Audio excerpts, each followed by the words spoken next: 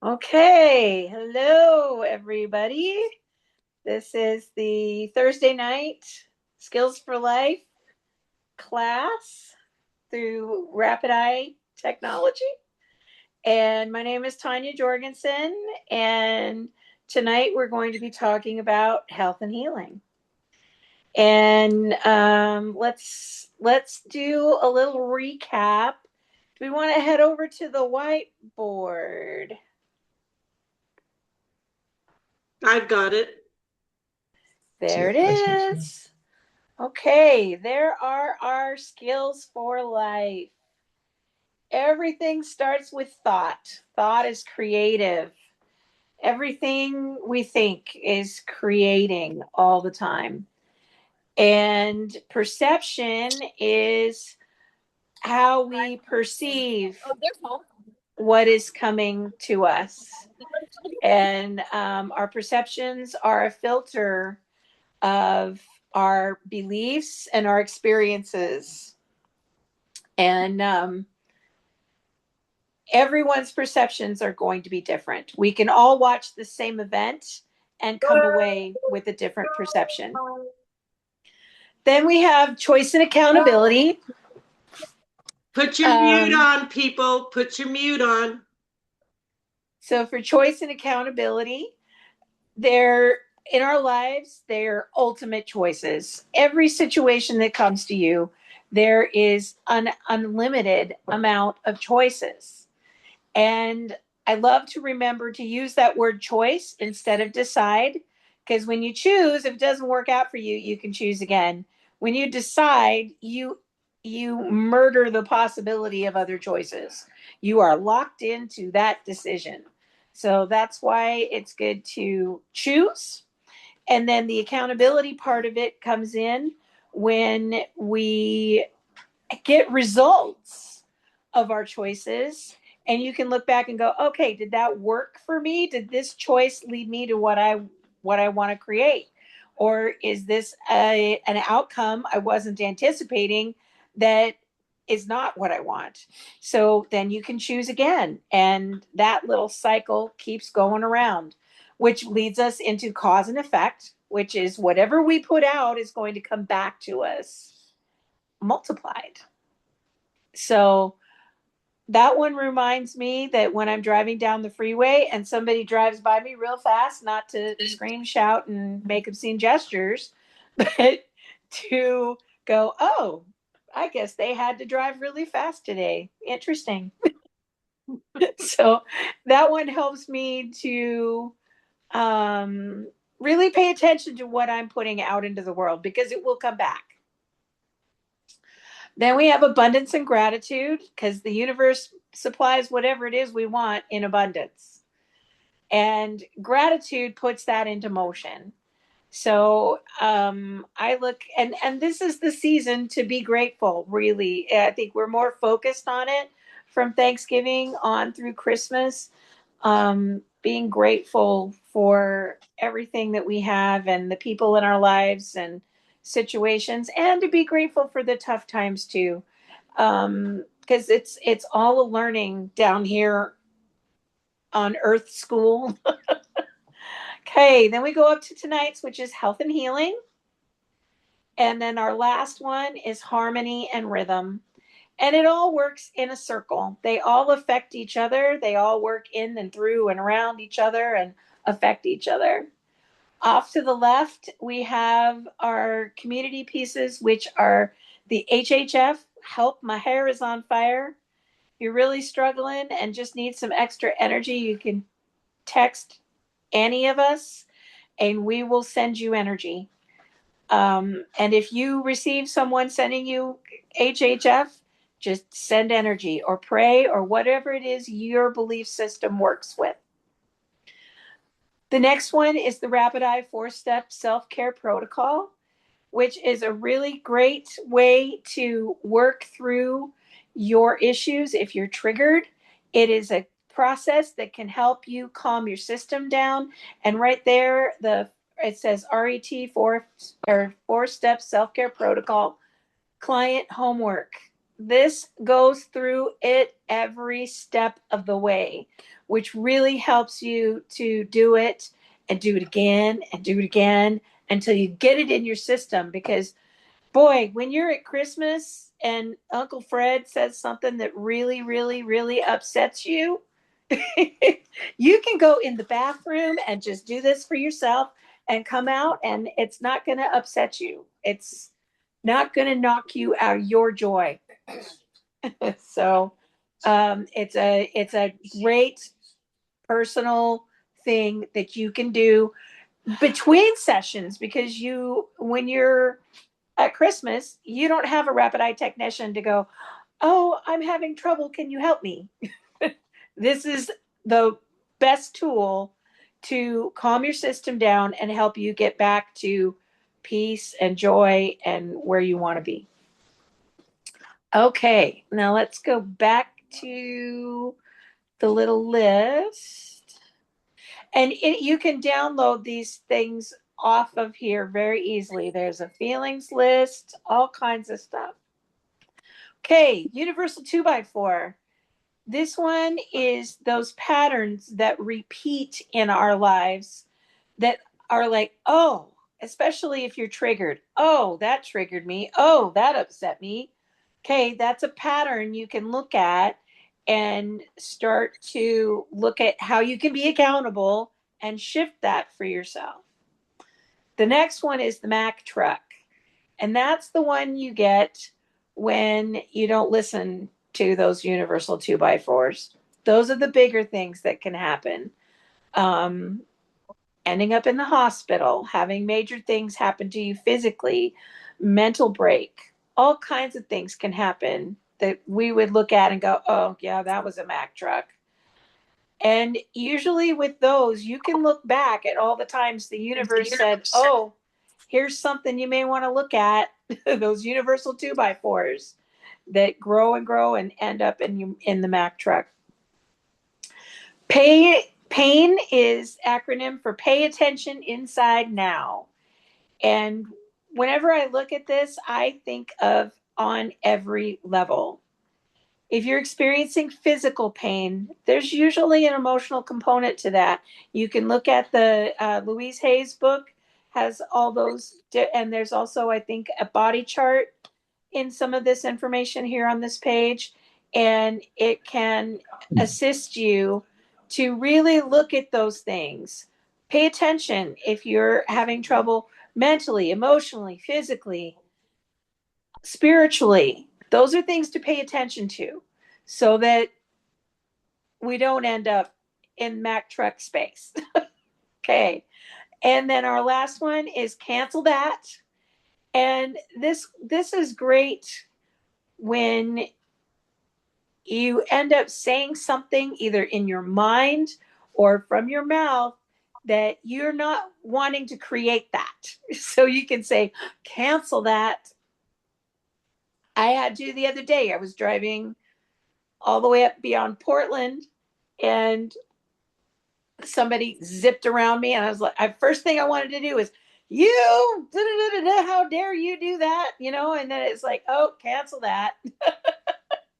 Because I don't want to put that energy out into the universe.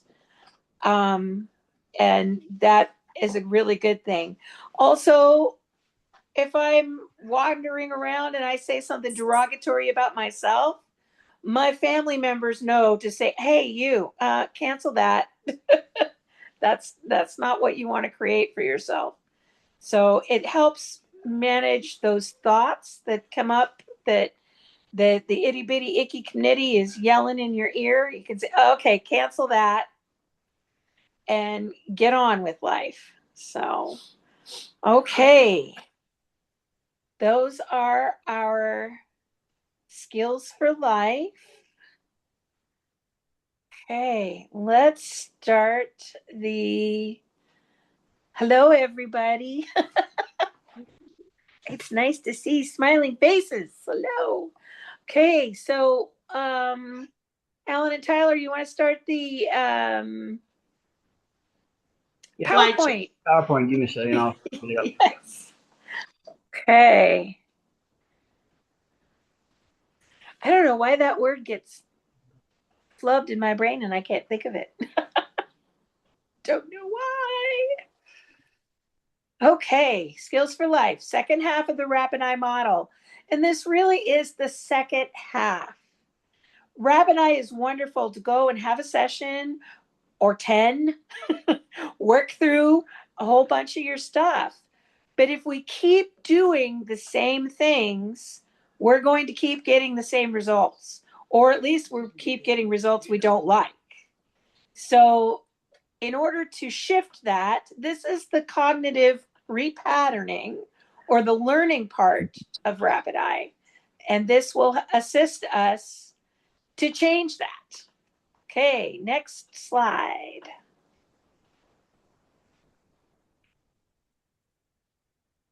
Yeah, give me a sec. Sorry. It's okay.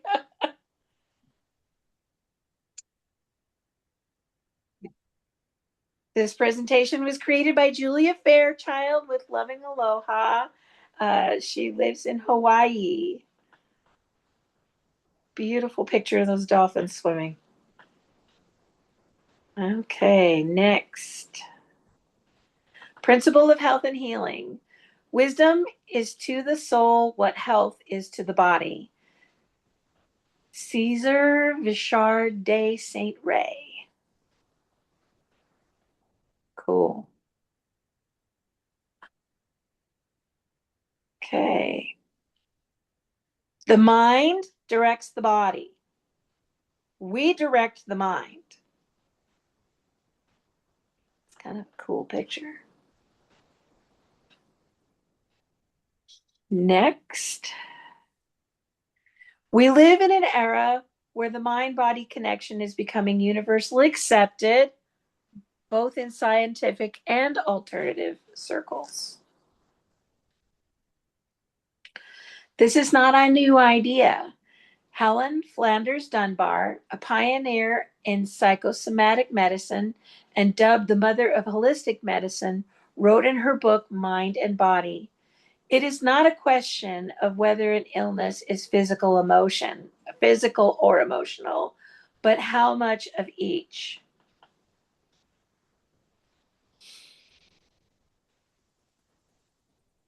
All illness has its primary origin. Okay, hold on.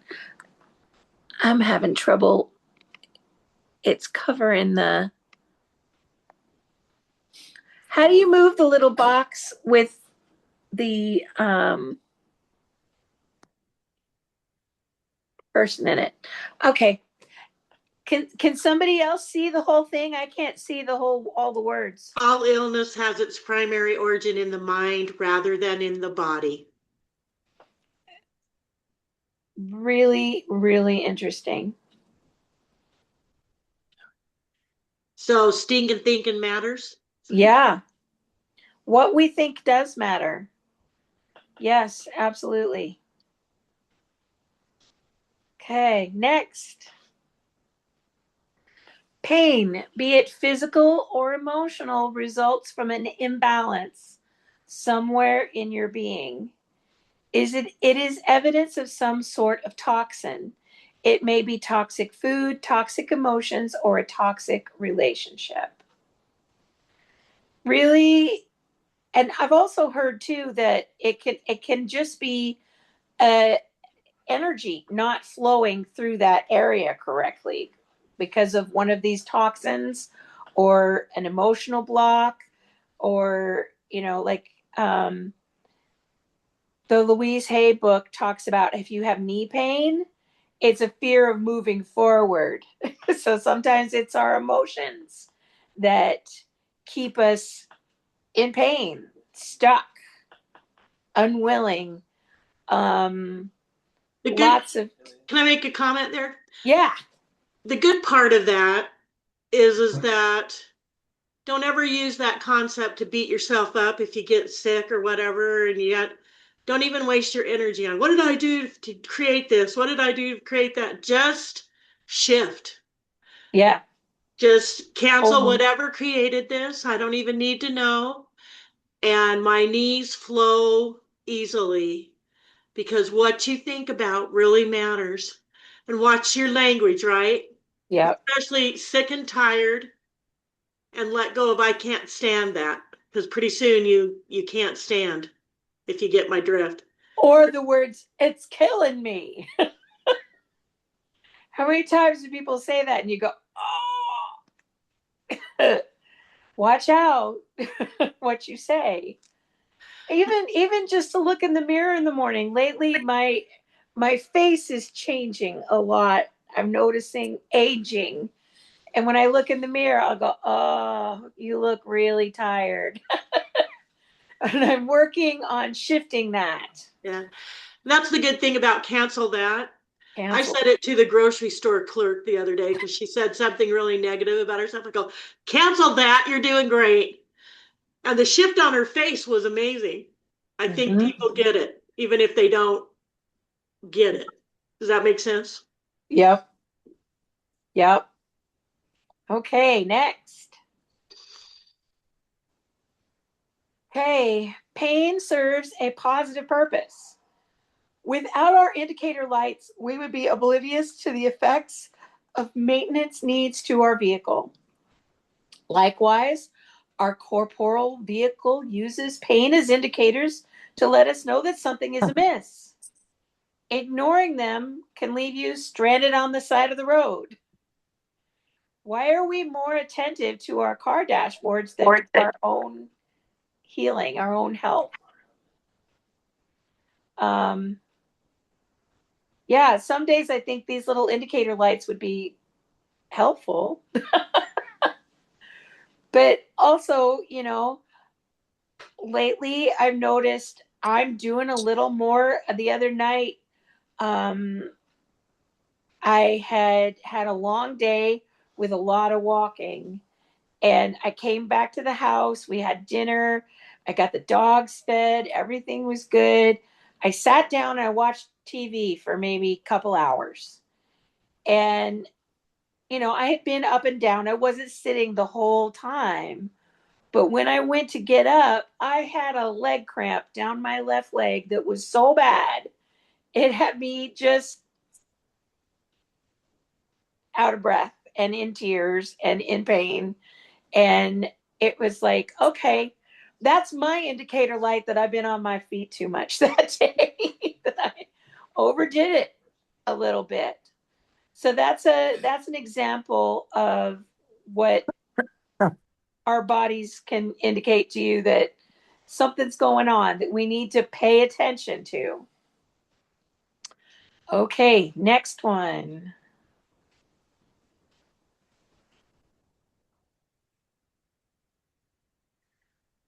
Emotional pain is experienced physically. Who among us has not experienced heartache? It hurts physically. And our emotions, we'll watch that video once we get through these, because there is a video about emotion that is really, I think, interesting, because emotions were only meant to last, 60 to 90 seconds. It's the story we wrap around it and the things that we do to stop us from feeling it that store it in our bodies, that comes out as something else later. But if you can feel when an emotion comes up and allow yourself to feel that emotion, it's easier to move through it and go on to the next thing. Okay, next. Physical and emotional pain is also the language of spirit, guiding us along paths and drawing our attention to hidden issues that need to be addressed for our own best, highest. I don't know what the last word there is. Highest good. Highest good. Okay. Emotional energy centers in the body. Burden areas, burdens and responsibilities. Carrying a heavy load, weight of the world on our shoulders. I feel that from a lot of people lately. They've got that upper back pain and have a hard time with carrying too much burden. Throat center, self-expression issues, lack of trust, inability to speak feelings, lack of nurturing. The heart center, grief, sorrow, sadness, loss, emptiness of heart, lack of love, helplessness, aloneness, disillusionment, embarrassment, shame, humiliation, repressed feelings, disappointment, genetic or ancient memory, cruelty or meanness. Then down to fear center, fears and phobias, loss of control, fear of losing control, giving our power to another person in relationships. The anger center, anger and rage, anger at others, anger at self, jealousy, resentment. And then on the other side, guilt, shame, unworthiness center, unacceptance, self-judgment, self-criticism, not deserving of the good life has for us, inability to accept and receive. The old stuff center, family, sexual issues, childhood conditioning, violation of body or personal space, something done to us, something taken from us without our permission, molestation, abuse, rape, impotence, fragility. Support area, lack of financial support or lack of emotional support. That lower back around the hip area, the top of that. Okay. Then rejection center, abandonment, criticism, judgment by others, self-rejection, abandonment, pain in the heart. Survival center, feeling we won't survive a life-threatening incident.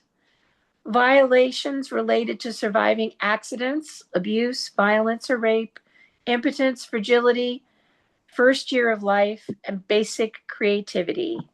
And betrayal center, betrayed by someone we trusted, or self-betrayal. So these are kind of just an awareness that different issues can be stored in these areas that can cause us pain. Okay, next slide.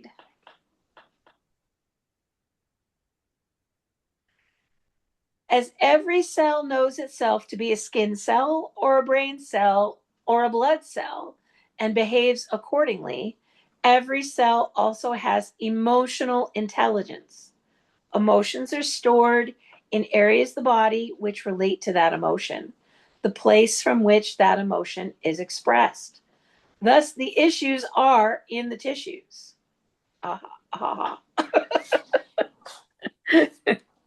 You have an issue? Here's a tissue. Okay, next. It may not feel that way, but this is really good news.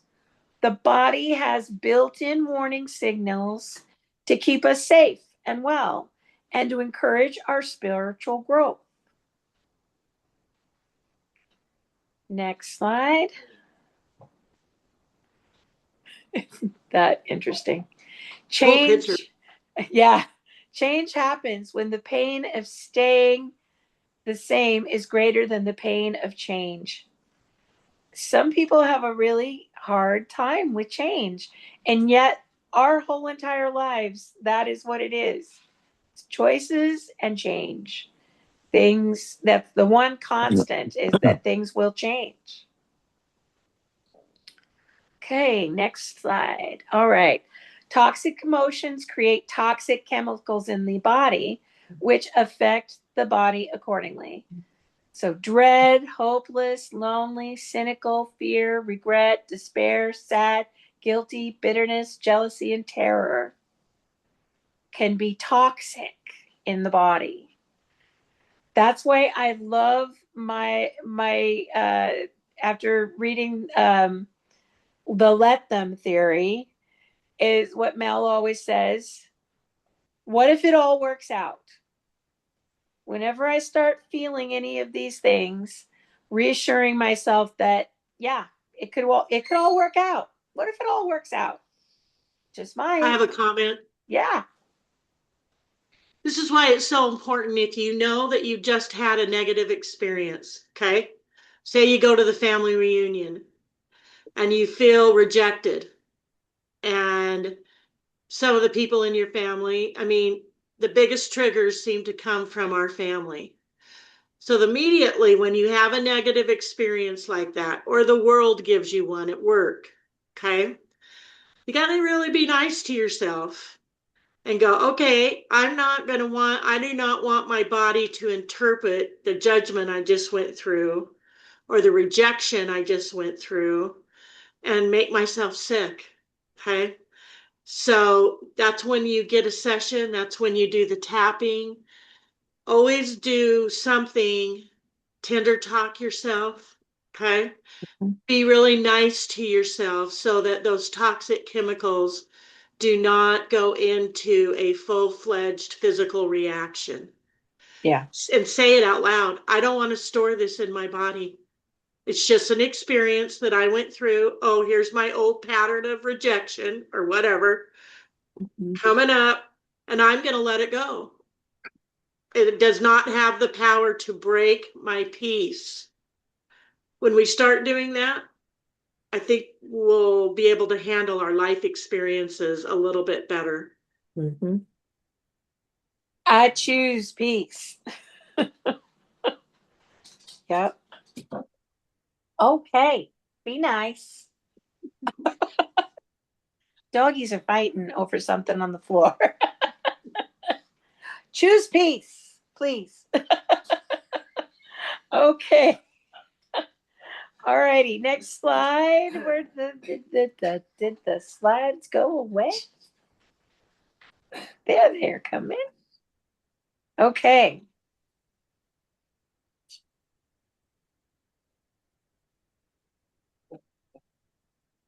Factually, it is impossible to be fearful, anxious, irritated, and healthy at the same time. So for me, I think it was really important. I think it was something we did at Souls with Stamina was looking at what it is I'm afraid of.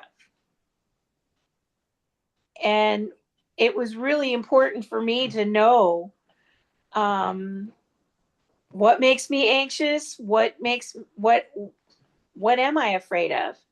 And can I work on that? Can I face it? Am I willing to face it?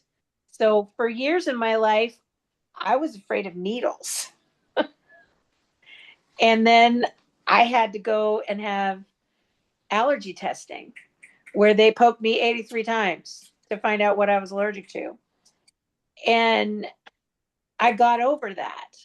But if I had continued to be so scared of that, there's a lot of experiences after that that would have been even harder if I hadn't been willing to get through that fear and do it anyways. And I think it's really important to look at what's holding me back. What choices am I making? Because like Eric will tell you, back in college, I had to have a blood test one time, and it took 6 nurses to hold me down. Oh my God. And I ended up with hellacious bruise, and they sent me to somebody to help me deal with the stress and anxiety. And although at that time I did not have access to rapid eye, I wish I had. But and then after that, when we chose to get married, I think and the doctor that had ordered that test um, signed paperwork. I didn't have to get the blood test to get married because she's like, I'm not going to torture you again. So, but it didn't assist me to change that pattern. That experience just made that pattern worse. And so, in being willing to do that allergy testing, and actually, it was amazing because I had somebody that was really good at what he did, and I hardly felt most of them, although some of them swell up about that big. And but I was not in the distress that I thought I would be.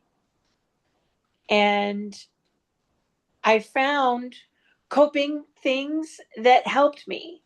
I had just started with Reiki, learning about Reiki and also stones. And I had a piece of amethyst in my hand, and that helped ground me, helped just calm me down, and I got through it.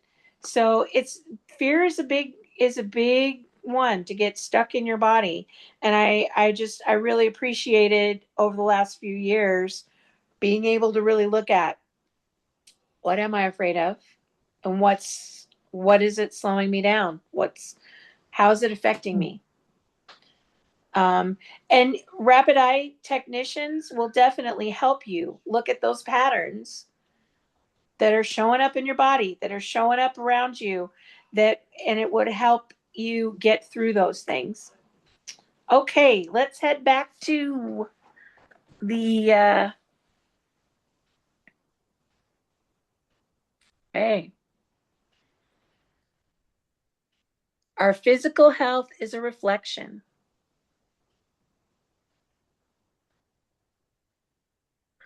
Our subconscious mind takes its direction from our system of beliefs, oft repeated self talk, and other patterns that run in our minds, hearts, and families of origin.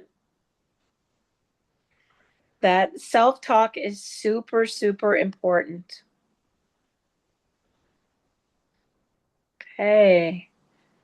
The power of the subconscious mind is many times more powerful than that of the conscious mind. So leaving it on automatic pilot can be problematic if we haven't weeded our mental and emotional gardens.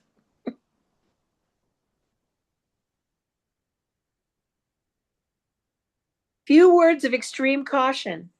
No healing journey can be assisted by blame, shame, guilt, or judgment of yourself or anyone else. Ever. Interesting. We have no idea until we do the work what plans. Okay, and I can't see it on my. I'll read it. Until we do Okay. the work, what plans our or their higher self has in store for our spiritual growth or that of those we love in creating our or their current seeming reality, blaming ourselves or anyone else is only ever harmful. Yeah. Just don't waste the energy. Just go, "Oh, I got some experience, I got feedback from the universe and I'm just going to work on it." Work on it, don't judge it. Yeah. Awesome. Okay, next. That said, we are ultimately responsible for our own health and well-being. Our choices have brought us to the place that we where we are. Our choices can take us to a place where we would rather be. That is the definition of freedom. We're not victim to our circumstances. Everything that comes to us is there for a reason. It's there for us to learn. Hey, next.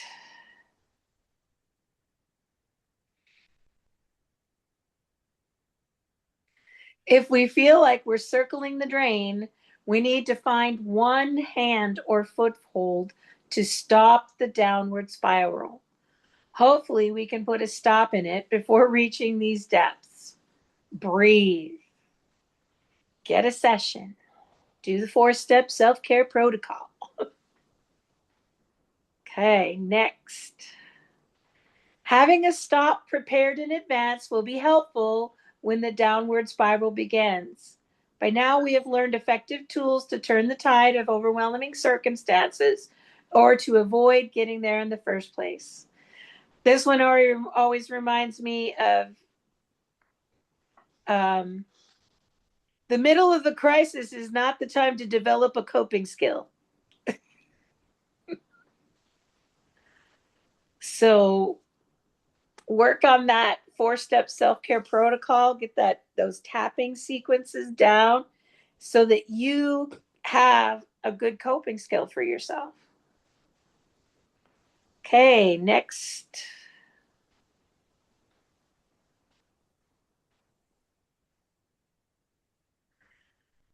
The life skills principles work together in harmony to achieve balance and progress.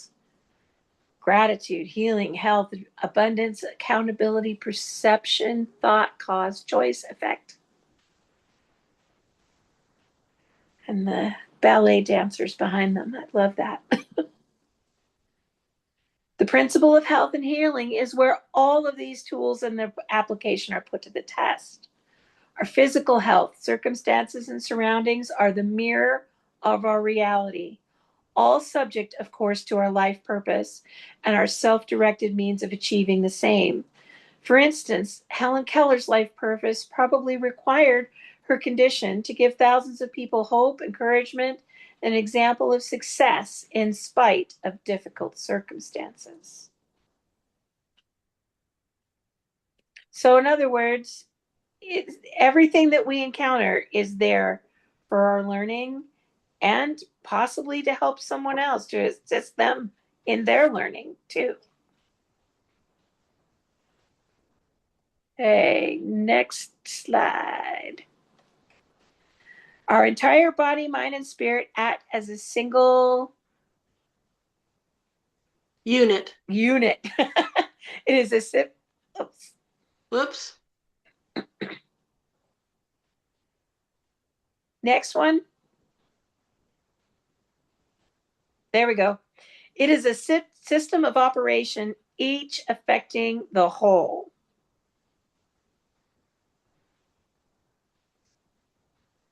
Okay. To heal any disease, whether mental, emotional, or physical. Yeah, now I can't read that one either. Go to the source of the condition and change the perception. By quiet meditation, journaling, and listening, the spirit can assist us in changing the perception, creating the disease. Okay.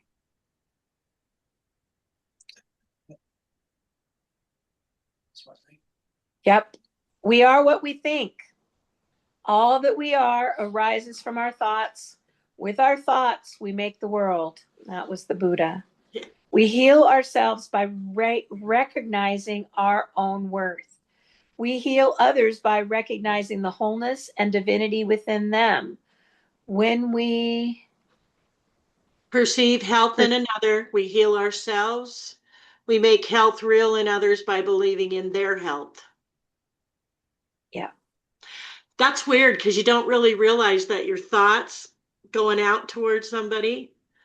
I'm going to be really careful about that. I'm not going to look at somebody and go, "You look terrible." You know what I mean? Yeah. Just say, "Wow," and think good thoughts towards them. Well, and like the experience I just had a couple months back when my friends Pat and Alvin were looking for a place to live, and I kept saying in my head all the time, "They have nowhere to go. They have nowhere to go." And they'd come back and they'd say, "Oh, well, we looked at this place and this place and this place today, and that's not going to work." And they were getting more and more frustrated, and I kept saying in my head, "They have nowhere to go." When I stopped saying that, they found somewhere to go. So, how much was my energy about the situation affecting their issues and me wanting to step in and fix it for them was also a part of the problem. But in recognizing that energy was part of the problem, but I not only did I stop, I canceled that thought every time it came up in my head. I also canceled it with them and made sure that my words were encouraging. And yep, we're going to find a place. Just got to keep looking. What can I do to assist? What is wanted? Because I wanted to take over. I was looking at houses on Zillow, going, maybe we just need to buy them a house. The epitome of codependency, Tanya. I know, but I recognized it and was able to cancel that. And Eric was so great because he kept saying, they're going to find a place. It's going to be okay. Trust the process. Trust the force, Luke. Okay, let's go back to the next slide. What may appear to us as illness or handicap may be another person's or our own choice on a superconscious level, designed to bring a sought after lesson or to enable family members to grow in ways they need to grow, or to bring compassion and caring into a family line, or any number of reasons beyond our conscious ability to know. We'll just have to wait till we get to the other side and we can find out. How did I create this? And for me, that statement actually gives me a peace, because there are a lot of times, especially, and my husband doesn't mind me sharing that he was born with spina bifida, and a lot of times I'd say how this is one of the reasons why I would question religion and question what was going on this planet, because how could he be born with this problem? How why does he have to go through that? And for me, looking at that statement helped, because it is here to teach us something, whether on a personal level, on the family level, whatever purpose it was, there's a lesson in it. He has had a very unique life experience, and I've gotten to be there with him, but also realizing, he'll say, well, you don't understand. And I've been able to step back and say, you know what? I don't understand, but I'm here, and I witness what you're going through, and I feel for you, and I love and care about you. But I know I don't understand. I don't have an understanding of what it is to have to go through that. But I have compassion. And maybe that's the lesson.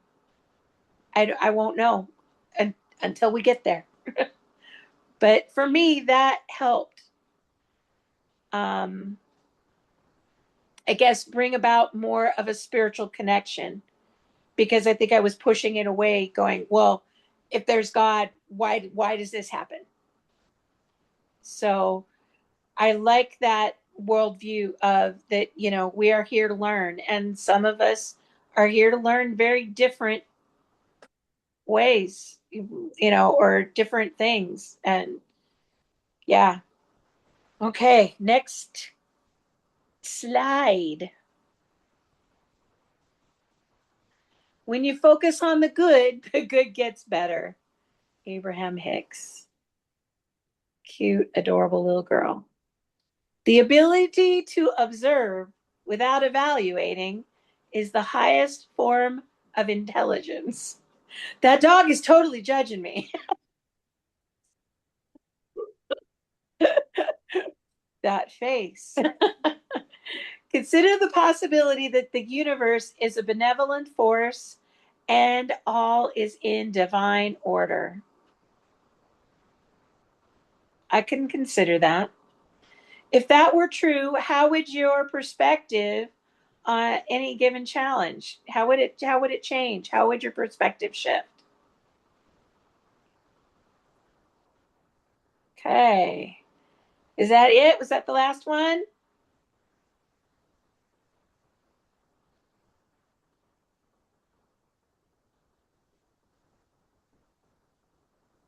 Yeah, That's that was the last beautiful. one. Sorry, I had myself muted. Yeah. That's okay. Okay. Beautiful picture. Yeah, and I think we've got a full moon, or was it last night? I believe it. I think it was last night we had a full moon. So yeah, okay,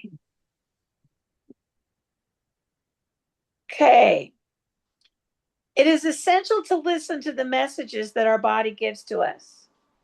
When we listen to our body, we can direct our health. So if everybody get comfortable where you're sitting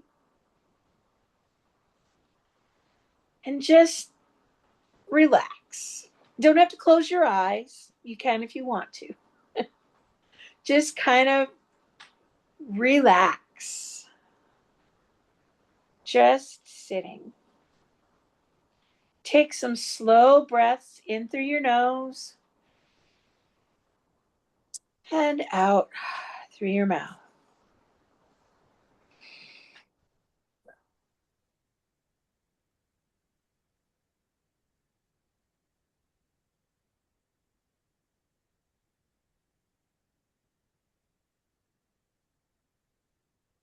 Just relaxing.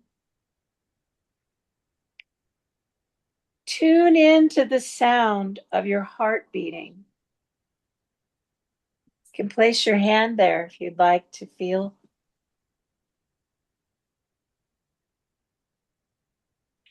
your heart beating, pumping the blood through your body, sending oxygen to every cell.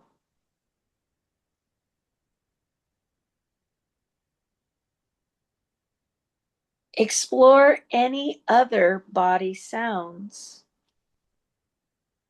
Some of us haven't eaten dinner yet, so your belly may gurgle a little bit from hunger.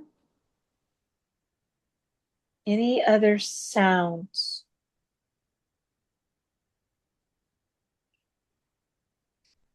Your breath in and out. Notice how it feels to breathe and how your lungs fill with air.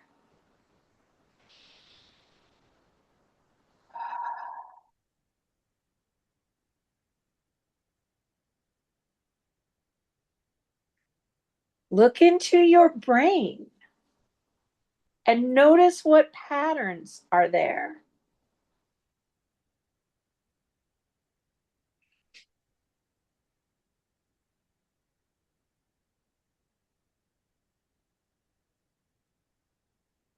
Focus on what your mouth tastes like.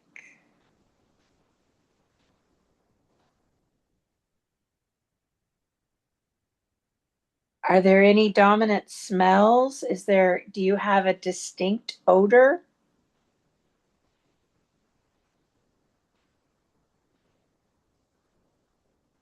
Listen to any messages that your body may have for you.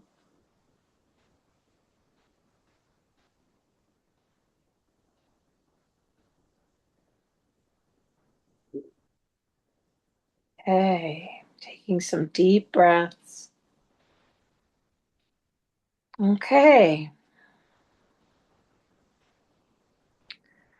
For those of you that have closed your eyes, open your eyes, back in the room, back on Zoom. Okay.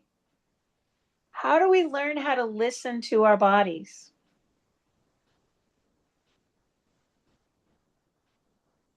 Well, Anybody? pain's a good indicator. Yes. I think our whole emotional field, if we're feeling happy, we think everything's good. But can you feel like everything's good even if you don't have perfect health? I think that, and changing our thoughts around how much control we give to the physical, because we're also emotional and mental and spiritual beings. Mm-hmm. Anybody else? Hey. What feedback do we get when we ignore the body's messages?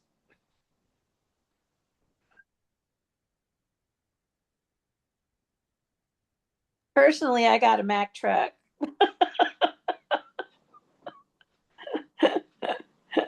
I know I've shared it before, but I created a 10 millimeter kidney stone. That was fun.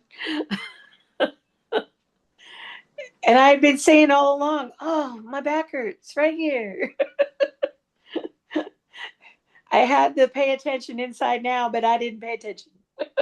So I got to experience some really interesting medical procedures. Does anyone wish to share a message they received from their body?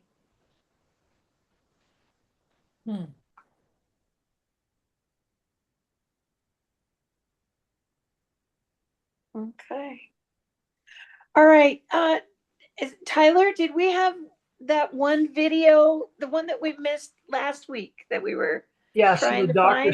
The Dr. Samuel one, I have both the instant mental clarity and then the Dr. Samuel one about how trauma doesn't want to be fixed. Let's do that one. Okay. Ready? Yep. Let me connect to the screen again.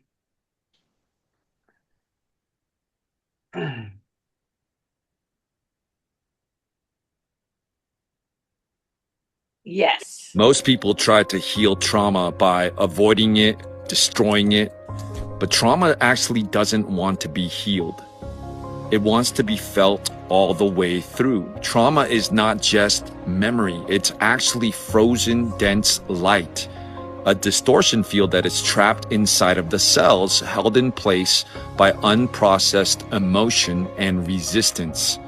And the longer you avoid it, the denser it becomes, literally solidifying in the scalar template of your light body.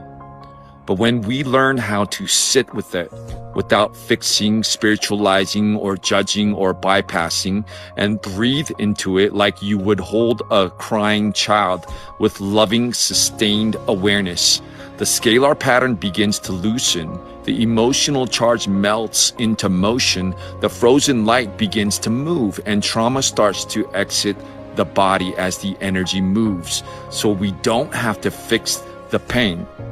You just have to feel it without flinching. And when you do, you transmute density back into divinity. What we reveal, we feel, we heal.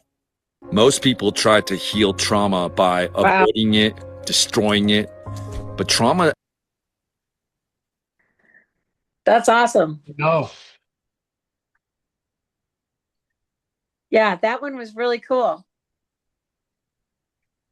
And this is part of what I was saying before, you know, and I know from my experience, because I've dealt with addiction, and my addiction of choice was carbohydrates and sugar. And I would feel upset, rejection, trauma, whatever, and I would stuff it, literally. I would eat it. I would overeat. And that's basically packed those issues into my body. And through rapid eye sessions, through examples like this of learning how to process my emotions instead of stuffing them, I can definitely say I am way healthier than I was 8 years ago when I started all of this. And I know mainly because I've had irritable bowel syndrome for years, and it's gotten way better, way better. And I can tell, my body tells me when I'm starting to get stressed because my stomach will talk to me. It'll be like, oh, hey, you, you're stressing again. So I know I need to slow down, get a session, do some self care so that I can get back on track and back to where I feel better, where I feel good. And it's also I'm noticing some different things with age though too. But the most interesting thing for me when I first moved here and started getting more sessions and starting, I had the barn and I was doing more activity. I was outside more. I would see people that knew me when I lived up in Washington, and they go, wow, you look different. You act different. You're moving different. You look like you've lost weight. And I'll be like, well, no, really. I haven't lost any weight, but I feel better. I'm, but they saw a difference in my energy, in everything about me, because I was taking better care of myself emotionally and physically, because I wasn't using the things that I was using to cope. So that has helped me a lot.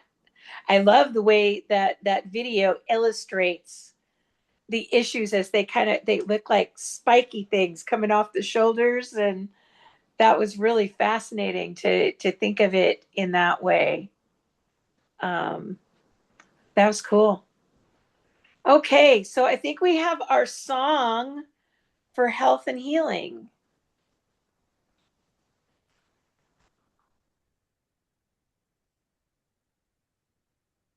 I just thought I'd add that video was the inspiration for the song, by the way. Oh, cool. Cool.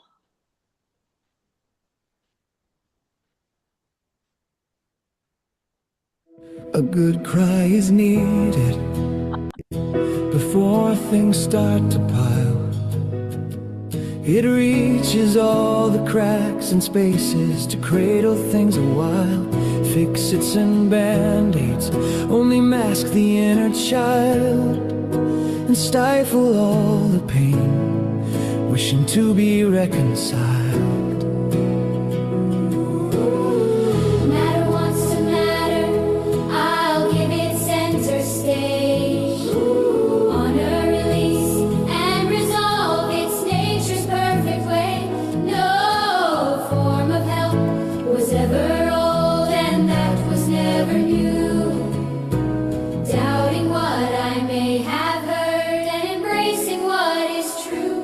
Signals are there, listening I'm made aware. A tap on the shoulder, a strong epiphany, alerting my senses to something unseen, a shift in my inward or outward activity, a love for a reason, watching after me, watching after me. Processing is a process, stillness is no delay. In it there is learning, a major thing that stays. Wherein there is shadow, there has to be a trail to where the light is breaking. In comparison to pale, I'll take all the cues, it's priority. They're asking for attention to the point of beckoning, whether spirit, mind, emotional, or physical thing. I'll pay attention inside now and get back on my feet. The signals are there, listening, I made aware. A tap on the shoulder, a strong epiphany, alerting my senses to something unseen, a shift in my inward or outward activity, a love for a reason.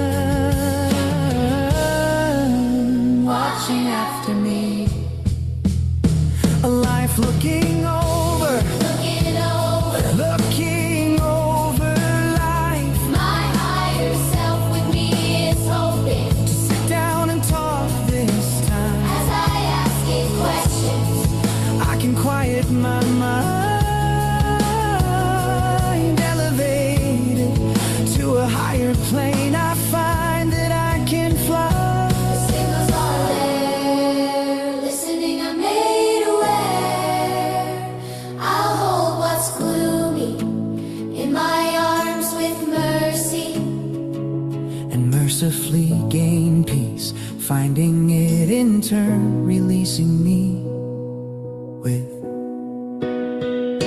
a tap on the shoulder, a strong epiphany, alerting my senses to something unseen, a shift in my inward or outward activity, a love for a reason, watching after me.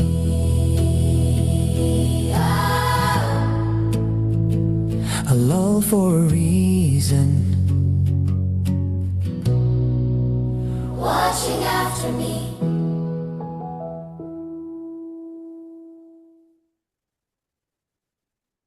Awesome. Yay! Thank you, Tyler.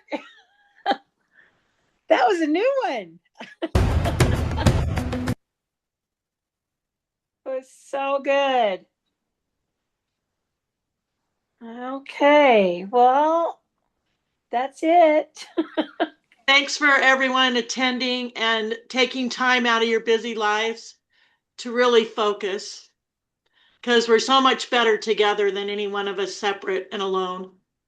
So awesome, you guys. Definitely.